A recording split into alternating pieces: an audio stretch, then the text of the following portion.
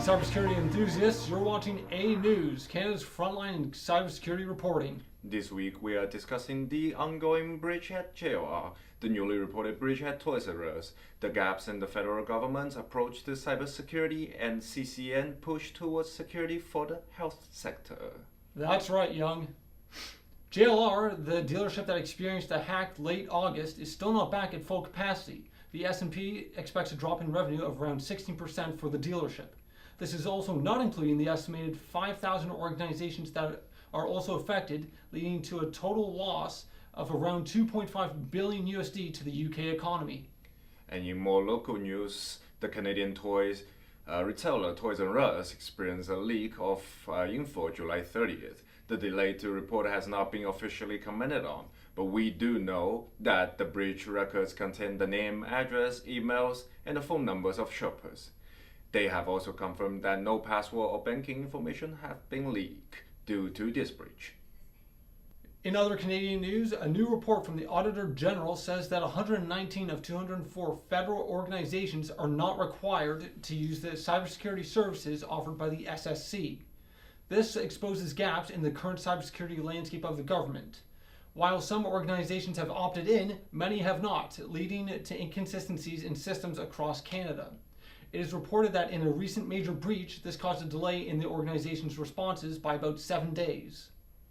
The CCN is also pushing for a united front, stating that the cost for a cyber incident in the public health sector is not only monetary, but also affects the trust with the public. A 2025 global analysis of 351 hospitals found that 89% of organizations had the top 1% of riskiest Internet of Medical Things devices. These are devices with known exploits and vulnerabilities.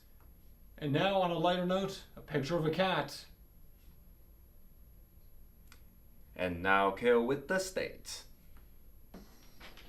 Thanks, guys. As you can see here, Canada is projected to reach around 130,000 cybercrime incidents this year, and that's about 300% higher than our 2023 figures. Additionally, we are seeing a rise to 44% in ransomware being involved in breaches, up from about 37% last year. Quick check-in with the human involvement. Yep, we are still around 60%, further enforcing the lesson that you and your people are your front line.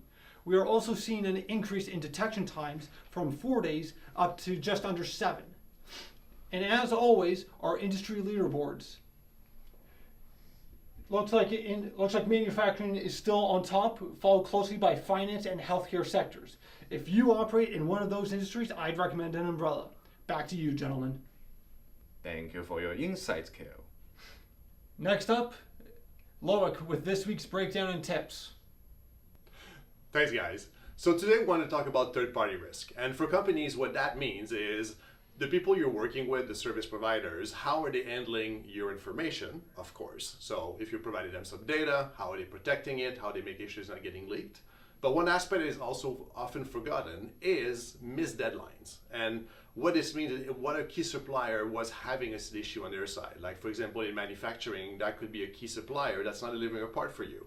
And now you're not able to do your assembly because you're missing their part, you're missing your deadlines, and you may have a problem with your customers. Same concept with construction. If you have a subcontractor that's getting hit by ransomware and they're not able to do their work, you may miss your deadlines on your project and you'll be the one in trouble. So ask the question first, make sure there's a clear understanding, and do ask cybersecurity questions, even though it's not about data.